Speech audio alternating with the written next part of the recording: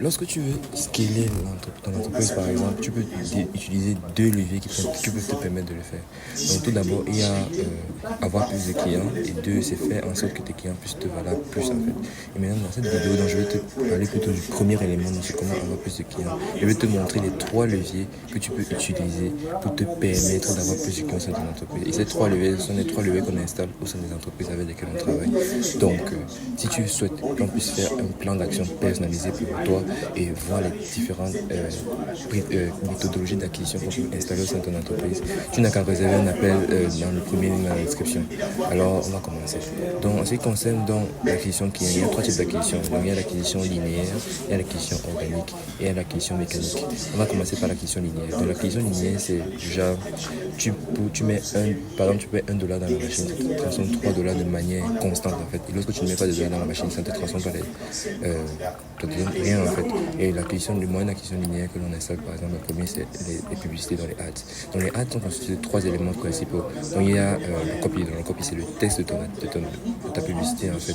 Le texte de ta publicité doit être écrit de texte que ça puisse convaincre la personne à passer à l'action, par exemple. Et maintenant, généralement, ton texte est associé à ce qu'on appelle une créative. Une créative, c'est soit une vidéo, soit un texte qui va te permettre maintenant d'illustrer et d'attirer l'attention des personnes que tu cibles avec ta publicité en fait. Maintenant, l'ensemble de ces éléments publicitaires-là vont être renvoyés vers ce qu'on appelle un tunnel. Donc le tunnel, lui, est généralement constitué de trois éléments également. Donc il y a le headline, c'est-à-dire le titre de ta publicité. Il y a la VSL ou l'image, c'est-à-dire simplement que tu as fait une vidéo, ça veut dire vidéo 16 heures. Donc c'est une vidéo de vente que tu vas mettre au sein de ton tunnel de vente pour pouvoir convaincre la personne à passer à l'action.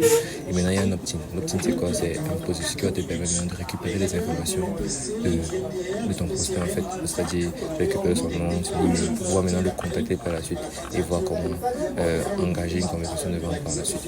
Donc une fois que la personne a passé le tunnel et a opt-in, c'est-à-dire a donné ses informations, généralement tu vas lui donner accès à ce qu'on appelle un lead magnet.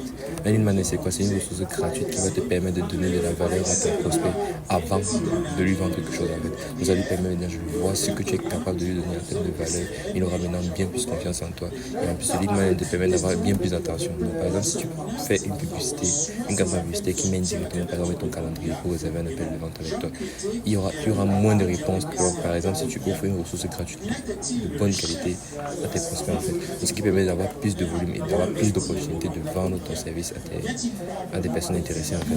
Donc, une fois maintenant que tu as une manette, maintenant avec les informations de contact que tu as eues, tu vas les mettre au niveau d'un setter parce que généralement dans ton opt-in tu vas demander le numéro de téléphone ou soit le numéro de téléphone soit le numéro WhatsApp en fait. Et maintenant ton setter va convertir le lead moins de 5 minutes après qu'il ait donné ces informations parce que généralement lorsqu'il donne ces informations 5 minutes après tu le payes. Donc il faut que ton setter de contact 5 minutes avant, 5 minutes après justement moins de 5 minutes après. Et maintenant le but de l'appel justement c'est de qualifier le lead en fait et de connaître s'il est vraiment intéressé. Donc il va faire cet appel là, ton set envie de poser quelques questions, envie de voir si la personne est qualifiée pour ton offre ou pas.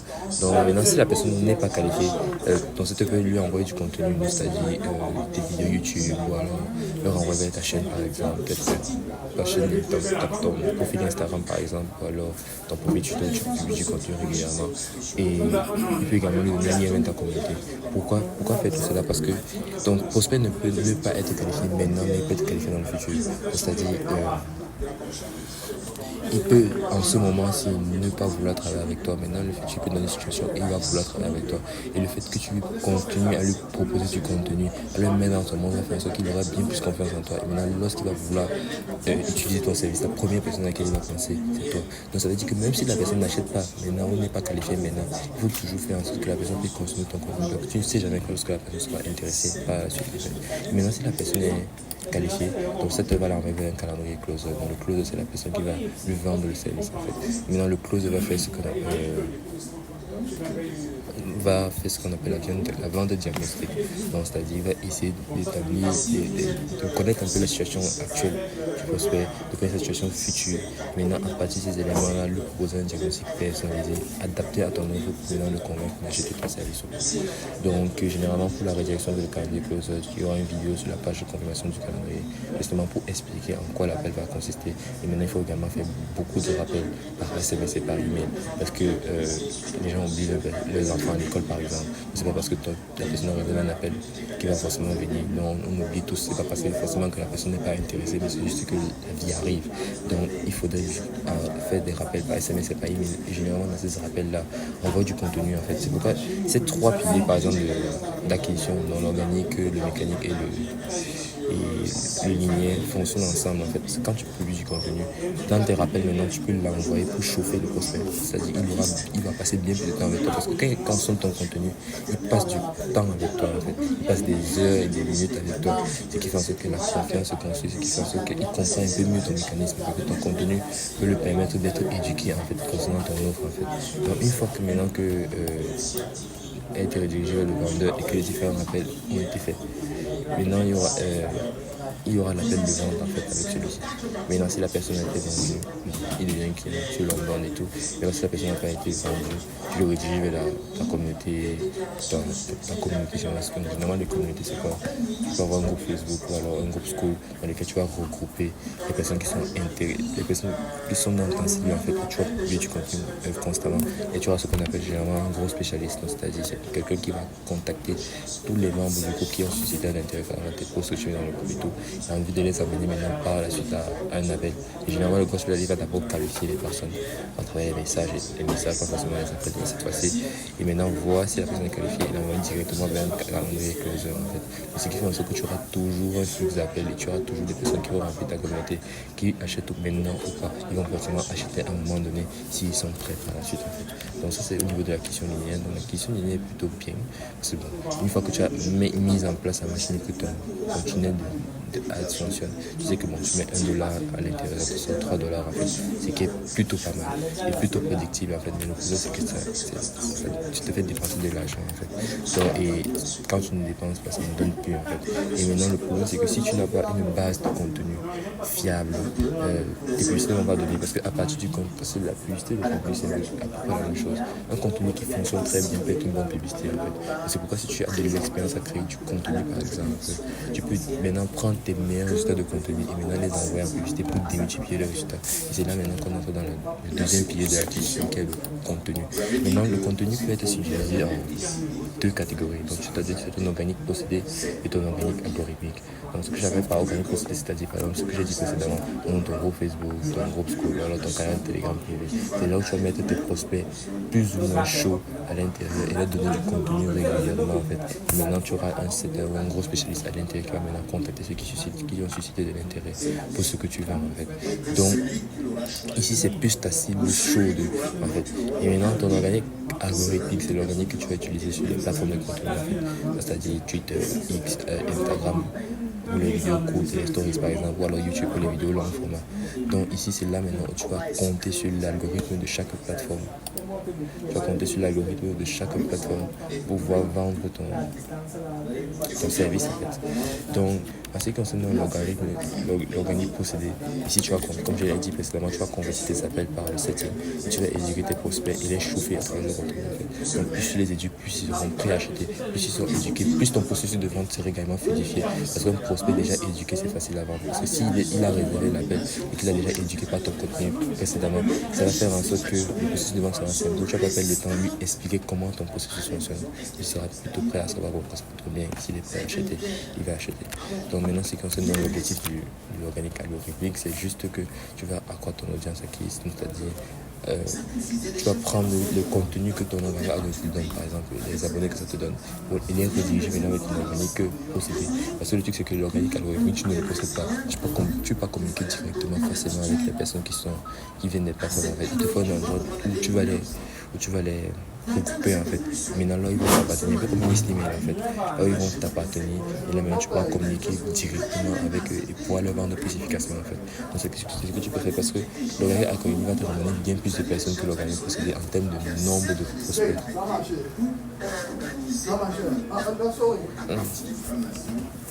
Donc va te ramener bien plus de personnes par rapport à cela. Donc ce qui fait que le nombre de personnes qui vont venir au travers de l'algorithmique en fait, tu vas maintenant les utiliser pour améliorer le procédé. Plutôt simple en fait. Maintenant, ton algorithmique peut également te permettre d'augmenter la confiance des prospects dans ton offre. Donc, ça veut dire, généralement, lorsque la personne ne connaît pas comment ton processus fonctionne, ne te connaît pas en fait, c'est plus difficile de le vendre en fait. Alors, par exemple, si tu as ton contenu algorithmique que tu poses sur les réseaux, que la personne a pu le consommer, elle va avoir bien plus confiance en fait, que si tu ne venais à froid en fait sans contenu. Donc maintenant ça peut aussi les amener à l'action. Ça veut dire que bon, généralement dans ton cas, tu peux avoir un lien dans ta bio ou un lien dans ta description de vidéo qui vont directement améliorer ton calendrier d'appel en fait. Donc, ce qui fait que si la personne a vu ta vidéo, il est intéressé, il peut aller dans ta description et réserver un appel. Un peu comme dans ma description en fait où j'offre un pourcentage gratuit. Donc c'est un peu comme ça que tu peux procéder. Donc maintenant tout ceci va mener vers un appel de vente parce que tu peux les convertir par le setting, tu peux les éduquer pour les chauffer et tout. Tu peux également augmenter la confiance des prospects et tout. Mais l'objectif final, c'est pour qu'ils viennent dans un appel de vente et qu'ils deviennent un client en fait. Donc ça c'est au niveau du contenu. Dans le contenu, ça te permet de créer par exemple, l'avantage du contenu c'est que une pièce de contenu te permet de te ramener des dizaines et des centaines de leads en fait. Parce que grâce à une pièce de contenu, par exemple si tu passes 4 heures sur une vidéo, à préparer la vidéo, à la tourner, à la monter, par exemple ça te fait 1000 vues, 10 appels de vente.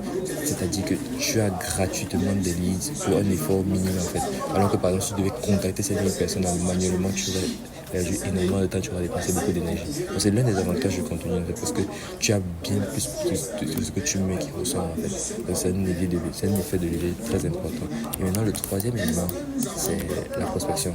Il faut comprendre que la prospection va de pair avec le contenu, parce que généralement lorsque tu vas commencer à poster du contenu sur les plateformes, tu n'auras pas énormément de vues au départ, parce que bon, l'algorithme ne va pas encore fonctionner et tout. Donc il ne faut pas voir ton contenu au départ comme une source de leads.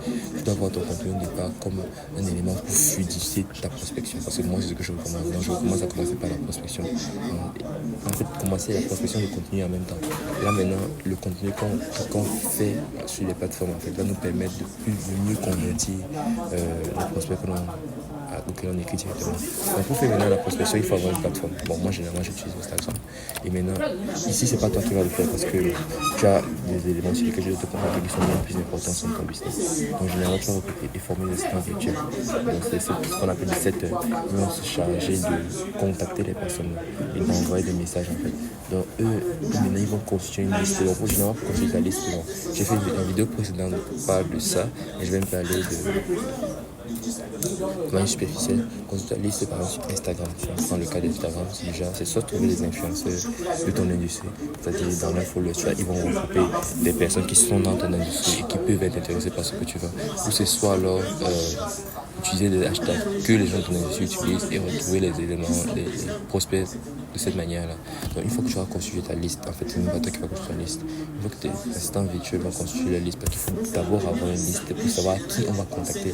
Ils vont envoyer 200 à 300 messages personnalisés chacun par jour.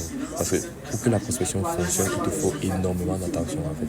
Il te faut énormément d'attention parce que plus tu fais de volume, moins tu auras besoin d'être chanceux pour avoir des résultats avec ta prospection en fait.